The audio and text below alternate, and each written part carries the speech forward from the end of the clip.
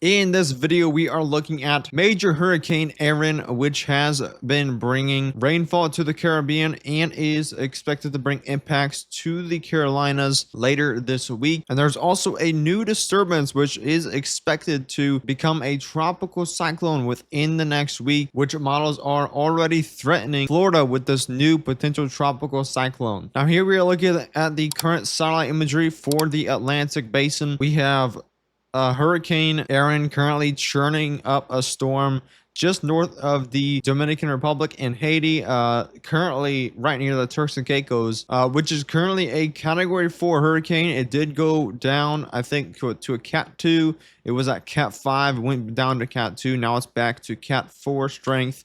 So 140-mile-per-hour winds. Very strong hurricane here. It's had a pretty definitive eye during different parts of this storm. When it was kind of northeast of Puerto Rico, it's when it had its best eye wall. It's just been kind of trending west here, as the model said it was expected to go kind of near the Bermuda area, but it's been trending west. Now it's over here just east of those Bahamas. Now it's moving northwest, so about this direction, but it's gonna be coming close to Florida.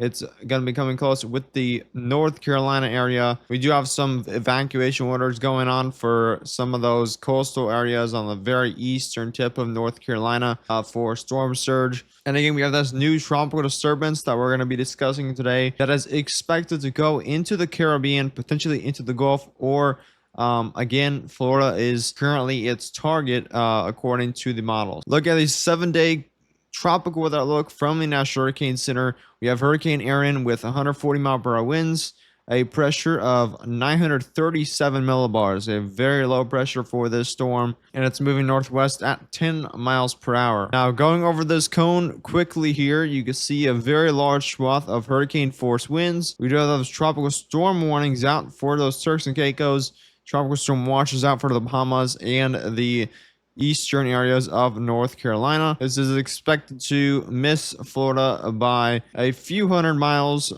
to the east and head out to sea, again bringing North Carolina those impacts for some minor storm surge possibly, and high waves, of course. So not a ton of worry for those land impacts from Hurricane Erin as of right now. And then we have that new disturbance here, which has a 60% chance of cyclone formation in 7 days. And this is not yet an invest. I'm expecting this to become an invest probably within the next 48 hours. But they say here, a tropical wave located over the eastern Atlantic is producing limited disorganized showers and thunderstorms, and environmental conditions appear conducive for gradual development of this system, and a tropical depression could form toward the end of the week, and this system should move westward to west northwestward at about 20 miles per hour across the central tropical Atlantic and approach the vicinity of the Leeward Islands on Friday. So this has increased substantially throughout the last 24 hours. Yesterday, this was only a 20% chance, and I was watching it, looking at the models, and a lot of these models are trending this as a storm heading through the Caribbean, potentially threatening these Gulf states like Florida, Mississippi, Alabama, Georgia, the Carolinas, Louisiana, Texas. Those states are definitely need to keep a very close eye on this storm because as of right now, it's not looking like this will do the same thing as Erin is doing, which is missing the United States. Now, here is the latest GFS model, the 12Z run. Weather models do change every 6 hours for these long-range models. If you get short-range models, they update every hour. But every 6 hours, everything will change within the computer model, just for your information. So this is just giving you this idea of what's going on in the future.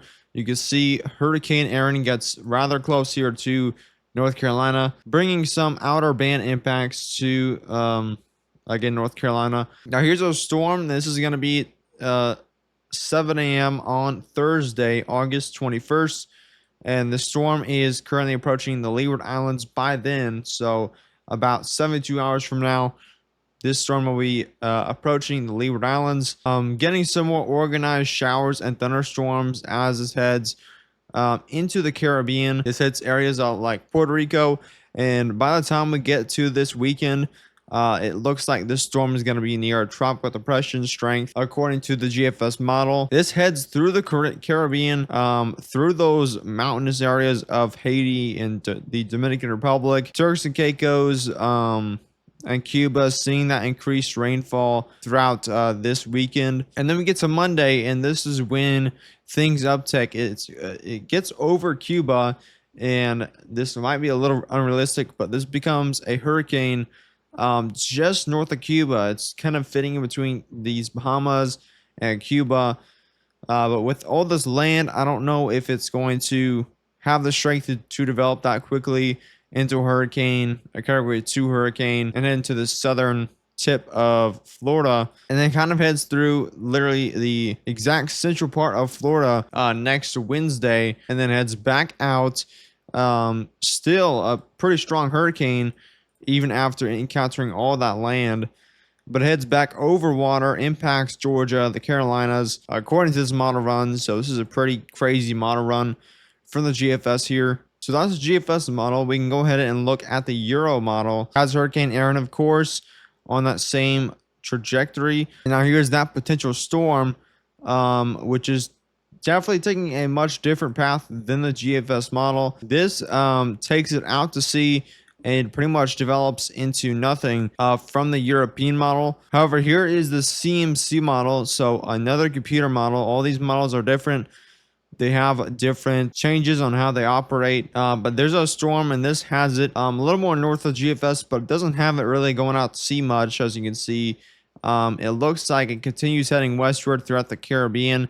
Well, actually, maybe it heads out to sea according to this model run. Now look at the Icon model. It doesn't really have again, this tropical disturbance we're looking at, it really does not have it developing into anything. But the GFS has been really trending with this storm.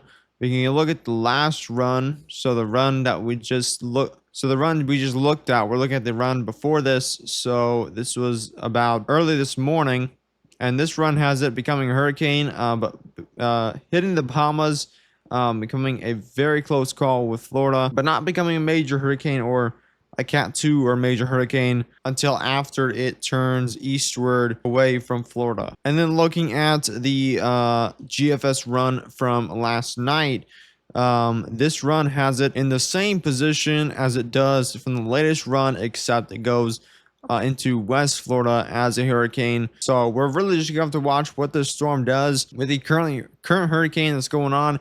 It is going to increase the shear across the northern Caribbean. So this storm is overall going to have a hard time developing if it goes over the northern Caribbean.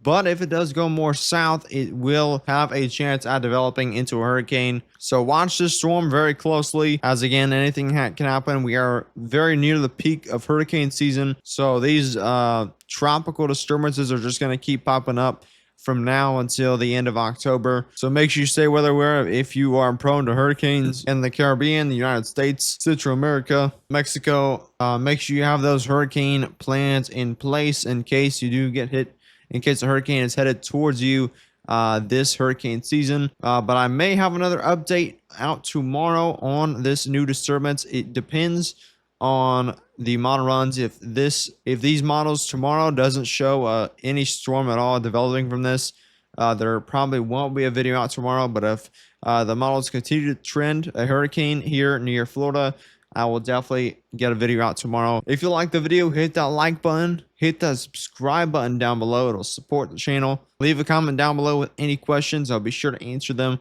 And lastly, share this video with anyone that might want the latest information on the current tropical weather going on. And if, again, anyone is potentially being impacted by either Hurricane Aaron or this potential hurricane. But as always, I'll see you in the next one.